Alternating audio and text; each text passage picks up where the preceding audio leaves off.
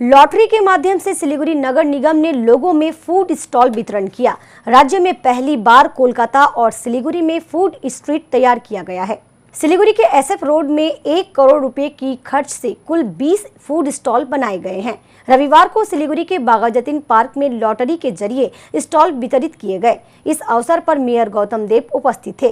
कुल 944 लोगों ने स्टॉल लेने के लिए आवेदन किया था। इनमें से 20 लोगों को लॉटरी के माध्यम से स्टॉल प्रदान किया गया। आज के हमारे बांग्लाয় এটা প্রথম দুটো শহরকে বাছা হয়েছিল স্ট্রিট ফুড কর্নার করার জন্য। কলকাতায় 3টে এবং শিলিগুড়িতে 1টি। আমরা এসএফ রোডে 20টি দোকান আমরা প্রায় 1 কোটি টাকা খরচ করে তৈরি করেছি এবং সম্পূর্ণ স্বচ্ছতার ভিত্তিতে আমরা একটা মডালিটিস তৈরি করেছি।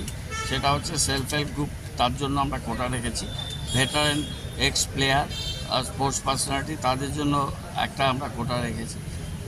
ডিসেবল পার্সনস তাদের জন্য আমরা কোটা রেখেছি এবং ক্যাটারিং ফুডদের কাজে এক্সপিরিয়েন্স এবং তাদের ডিপ্লোমা আছে বা কোনো ডিগ্রি আছে তাদের জন্য কোটা রেখেছি এবং বাকি 14টা আমরা জেনারেল ক্যাটাগরিতে রেখেছি। সব মিলে কম বেশি 1029 এরকম সামথিং অ্যাপ্লিকেন্ট অনলাইনে অ্যাপ্লিকেশন জমা দিয়েছিল। 85 রিজেক্টেড হয়েছে ফর সাম টেকনিক্যাল রিজনস।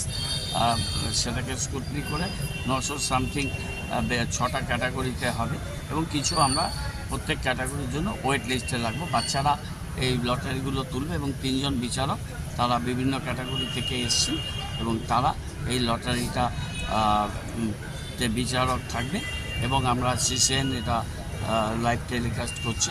আমাদের ভিডিও রেকর্ডিং হচ্ছে এবং আমরা প্রজেক্টরের সাথে এটা সবার সামনে ওপেনলি করছি এবং কোনো নির্বাচিত প্রতিনিধি কেউই মঞ্চে নেই।